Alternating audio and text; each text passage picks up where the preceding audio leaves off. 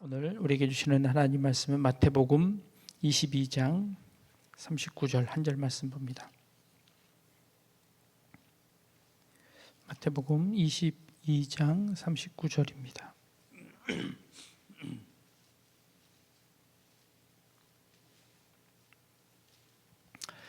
같이 한번 읽겠습니다. 시작.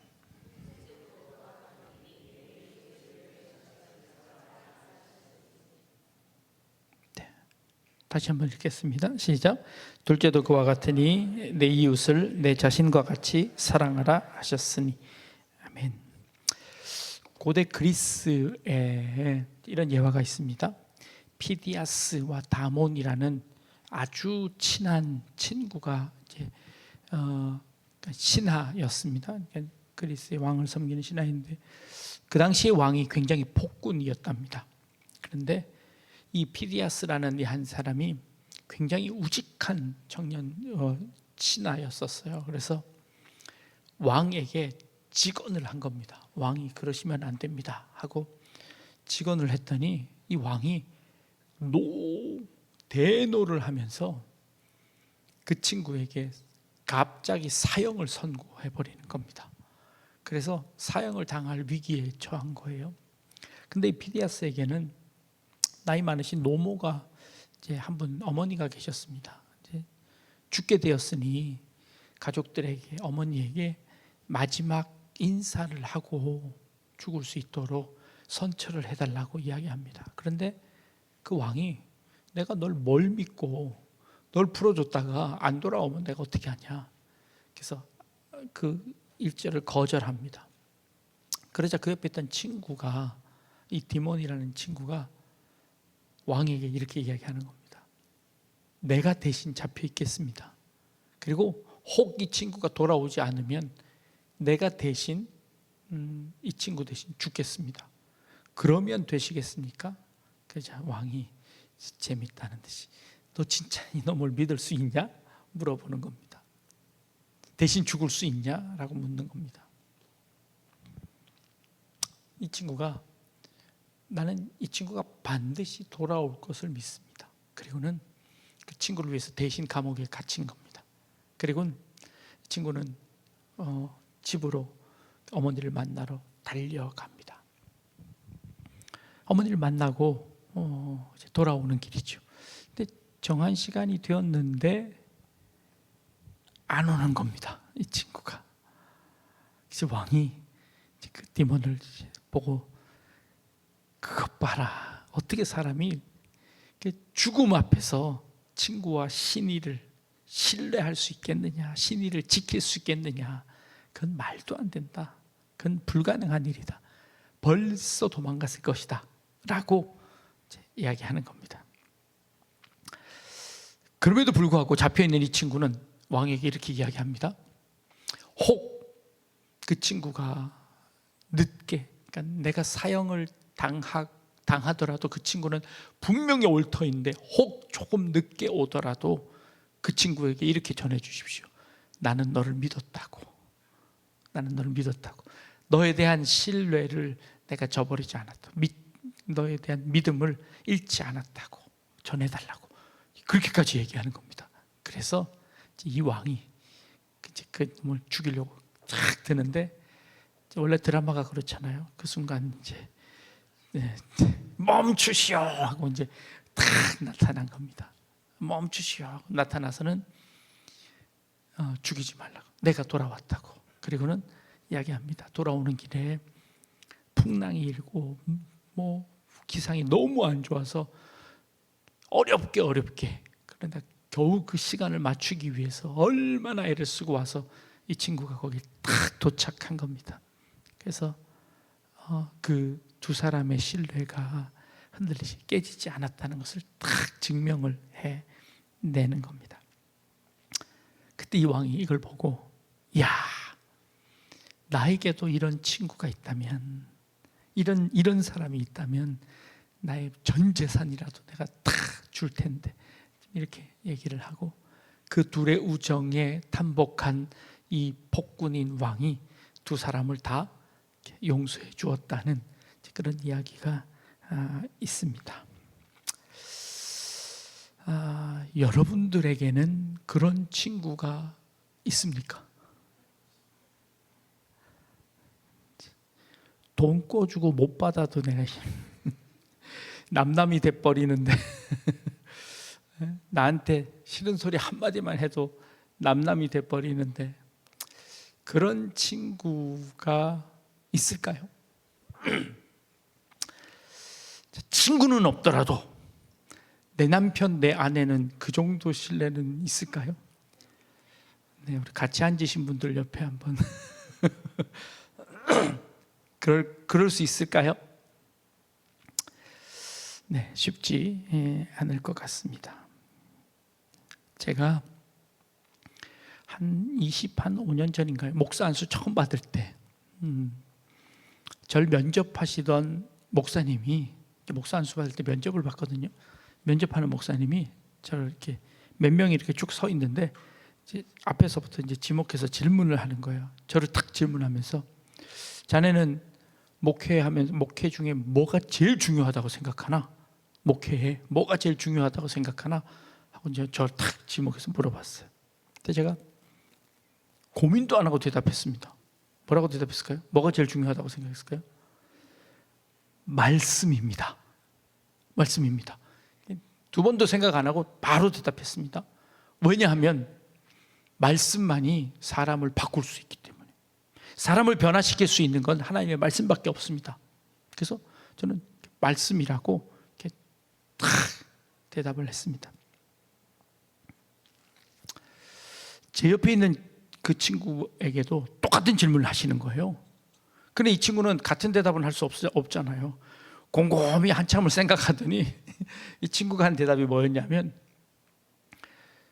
잘 모르겠는데 자기가 섬기는 그 교회 담임 목사님이 목회에는 인간관계가 제일 중요하다. 아무리 설교 잘해도 인간관계에서 망가지니까 목회 다 망하더라. 그렇게 말씀을 하셨다고. 인간관계가 제일 중요한 것 같습니다 하고 대답을 했습니다. 인간관계를 통해서 그 사람을 변화시킬 수 있다고 생각했지요.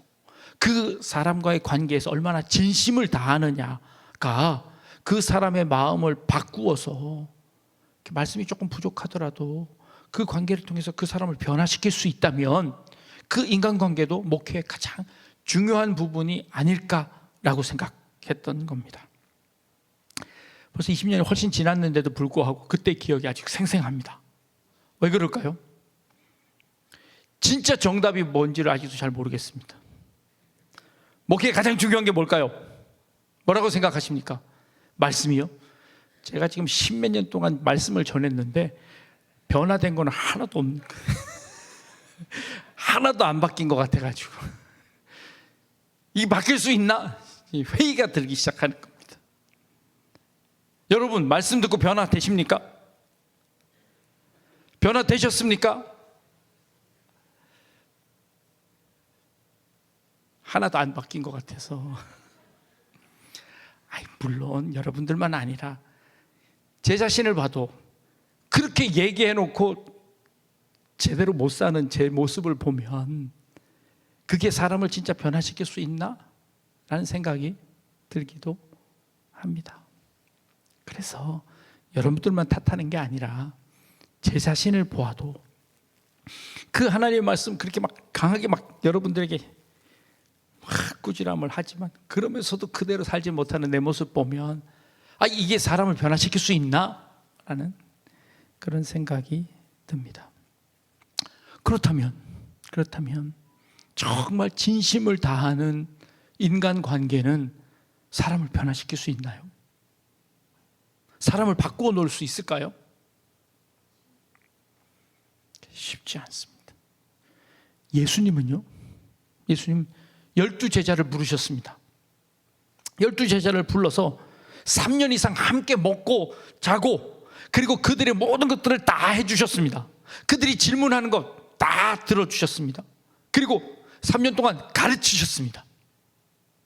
근데도 다 배반하고 도망가 버렸습니다.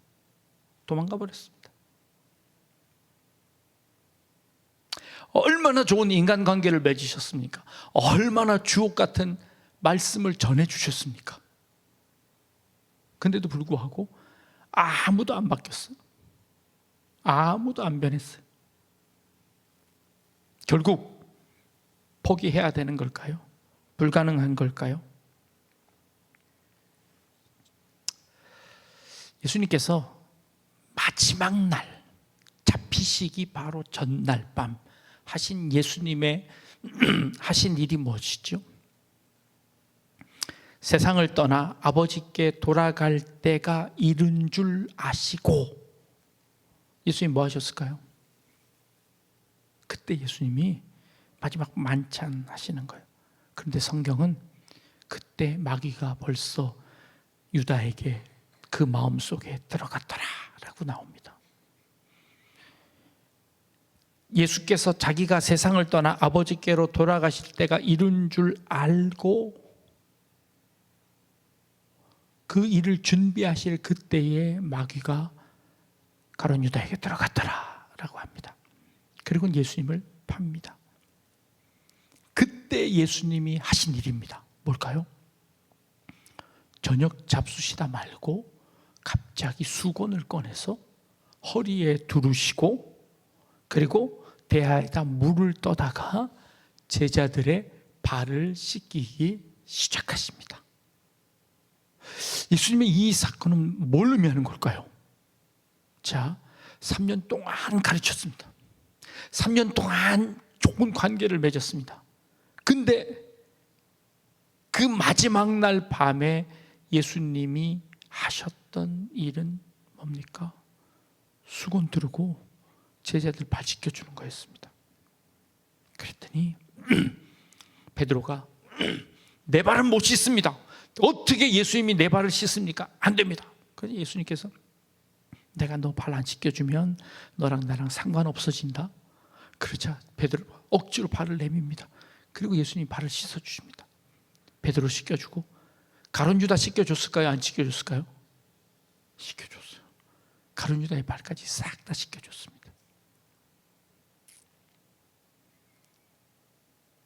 그리고 나서 제자들은 예수님 발을 씻어줬을까요? 안 씻어줬을까요?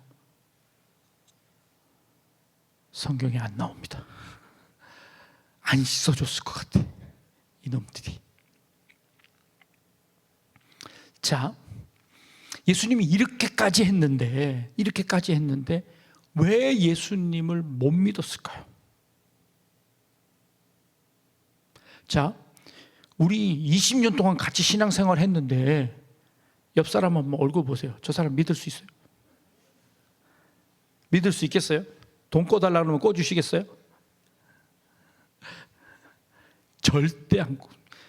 절대 꿔주지 마십시오. 안 됩니다. 큰일 납니다. 왜 믿음이 없는 걸까요? 우리는. 아니, 제자들은 왜 믿음이 없는 걸까요? 제자들은 왜 예수님을 끝까지 믿지 못했을까요? 아니, 예수님이 그렇게까지 해주셨는데 왜 제자들은 예수님을 믿지 못한 걸까요? 자, 믿음은 어떻게 생길까요? 내가 믿어야지 하면 믿어지나요? 믿어야지 하면 믿어지나요? 아닙니다. 믿음은 의지로 바꿀 수 없습니다. 내가 20년, 30년 동안 같이 신앙생활 했는데 내가 이 믿음의 형제를 믿어야지 믿어지나요?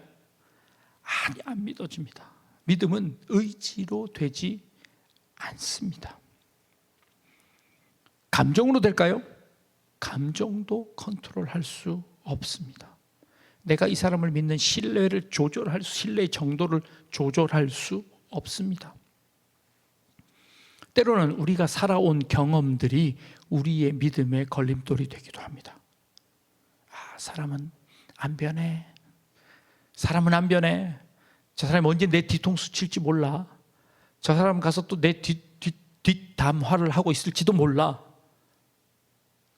실제로 그렇기도 하고, 그렇죠? 내 몰래 내 뒷얘기 하잖아요. 가서 다 그럴지도 모릅니다. 그런 경험들이 우리의 신뢰를 깎아먹습니다. 믿을 수가 없어집니다. 내가 남을 못 믿는 것처럼 내 자신을 못 믿기도 합니다. 여러분 자신을 믿을 수 있나요? 맨날 넘어지는데, 맨날 실수하는데, 계획해놓고 하나도 지키지도 않는데, 작정해놓고 하나도 감당하지 못하는 내 모습을 봅니다. 내가 나를 못 믿는데 내가 남을 어떻게 믿습니까? 내 마음도 내가 어떻게 할 수 없는데 어떻게 남의 마음을 내가 믿습니까? 그 사람이 언제 바뀔지 아무도 알 수 없습니다. 그래서 세상에서는 이런 말도 있습니다. 좋은 담이 좋은 이웃을 만든다 라는 말이 있습니다. 이 말은 무슨 뜻일까요? 담을 너무 높이 쌓으면 어떻게 되나요? 나는 아무도 세상을 못 믿어. 담을 이만큼 높이 쌓아서 아무도 못 들어오게 만듭니다. 아무도 못 쳐다보게 만듭니다. 철옹성을 만들어서 그 안에 들어갑니다. 그러면 내 그 벽으로 인해서 남과 나는 떨어집니다. 그거 싫어서 담을 다 허물면 어떻게 될까요? 나쁜 놈들이 들어와서 다 집어갑니다. 그래서 진짜 못 믿을 세상이 되어버립니다. 어떤 게 지혜로운가요? 적당히 높은 담, 어깨까지 오는 담을 쌓아놓으면 넘어오는 거는 부담됩니다. 그런데 안 넘어가도 보입니다. 그래서 저만큼에서 얼굴 보고 인사할 수 있습니다. 그래서 좋은 담이 좋은 이웃을 만든다라고 하는 그런 격언이 있답니다. 세상의 지혜입니다. 어쩌면 이 세상을 살아가면서 가장 좋은 지혜는 적당한 담을 만들어 놓고 나도 넘어가지 않고 남도 넘어오지 않게, 그러면서 그 사람과 인사하면서 적당히 예의를 지키고 우아하게 인사하고 그러고 지내면 아무 문제 없을 수 있습니다. 그런데 주님은 우리에게 그 단계를 넘어가라고 말씀하십니다. 주님이 원하시는 우리의 삶의 단계는 어떨까요? 주님이 가르쳐 주신 지혜는 어떨까요? 주님이 가르쳐 주신 지혜, 아까 읽어드린 요한복음 13장 1절 말씀, 유월절 전에 예수께서 자기가 세상을 떠나 아버지께로 돌아가실 때가 이른 줄 아시고 여기 한마디 하신 말씀이 있습니다. 진짜 중요한 말씀인데, 진짜 중요한 말씀, 이 말씀이 뭐냐면요, 세상에 있는 자기 사람들을 사랑하시되 끝까지 사랑하시니라 가 붙어 있습니다. 예수님의 지혜는 그들을 가르쳤고 그들과 좋은 인간관계를 맺었습니다. 다 했습니다. 그래도 믿지 않는 그들을 위해 예수님이 하신 마지막 방법, 아버지께 가시기 전에 마지막 방법 뭐였냐면 자기 사람들을 사랑하시되 어떻게 해요? 끝까지 사랑하시는 방법을 선택하셨습니다. 이게 예수님께서 선택하신 방법입니다. 그리고 예수님께서 우리에게 내 이웃을 내 몸과 같이 그렇게 끝까지 사랑하라고 말씀하십니다. 이게 주님께서 가르쳐 주신 겁니다. 말씀으로도 안 변화되고 인간관계로도 안 변화되던 그 제자들이 언제 변했나요? 예수님이 끝까지 사랑하시는 십자가의 사랑을 경험하고 나서부터 변하기 시작합니다. 예수님이 날 위해 죽으셨다는 것을 깨닫고 나서부터 변화됩니다. 그리고 그 죽음이 끝이 아니라는 것을 깨닫고 나서부터 변화됩니다. 죽음으로 모든 것이 수포로 돌아가지 않는다는 것을 깨닫고 나서 변화됩니다. 예수님의 부활을 맛보고 나서, 그 부활을 경험하고 나서부터 바뀌기 시작합니다.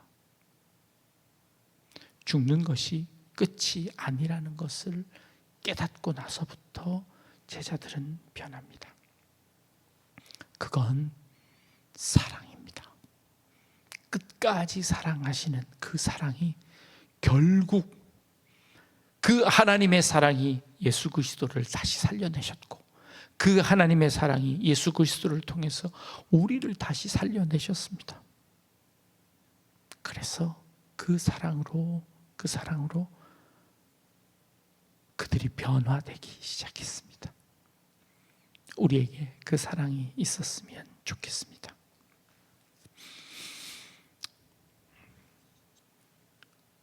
김소월의 시 중에 새벽 예배 때 한번 봤는데, 진달래꽃이라는 시가 있습니다.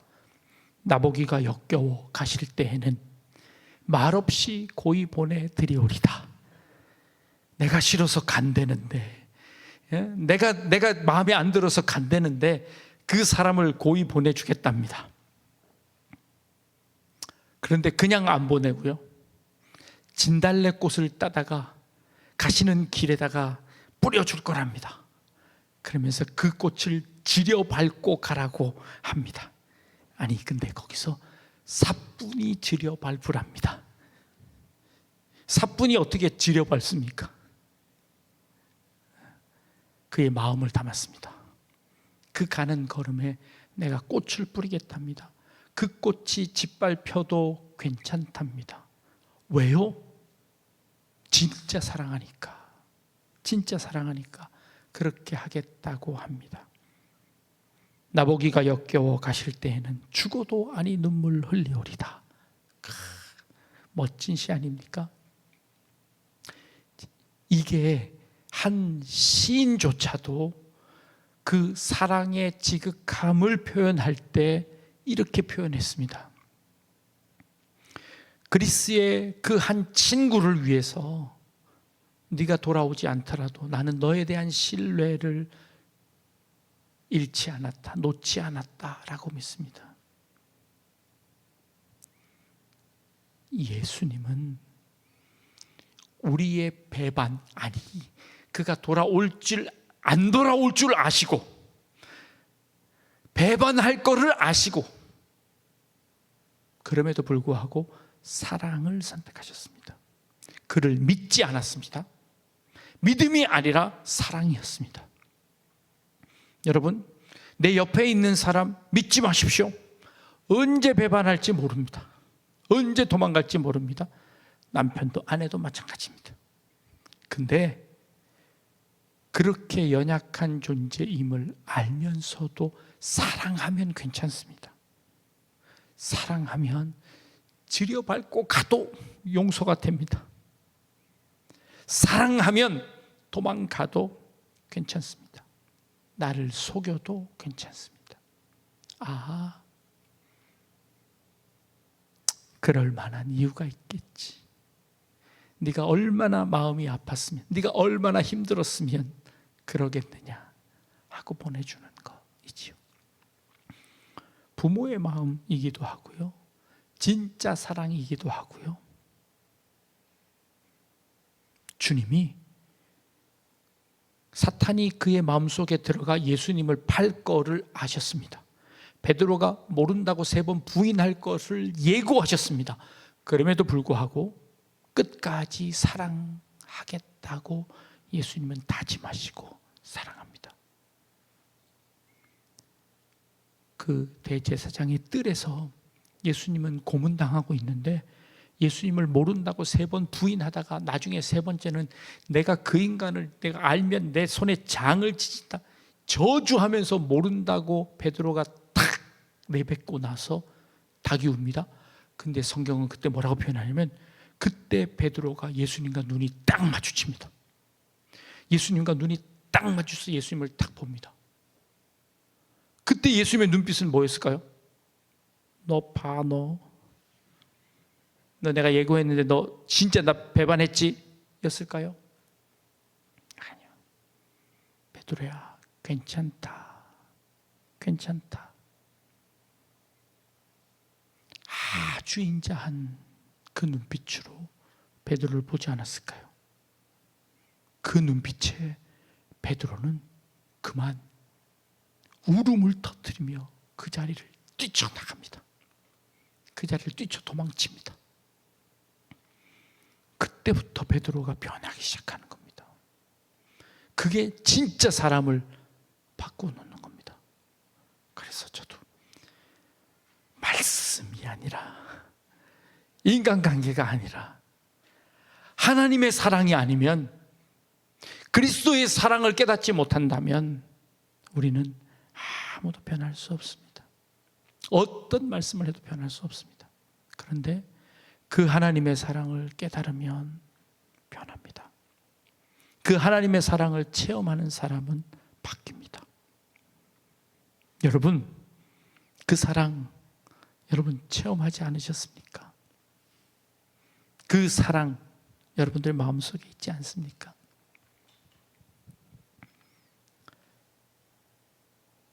그렇게 사랑하라고 우리에게 말씀하십니다.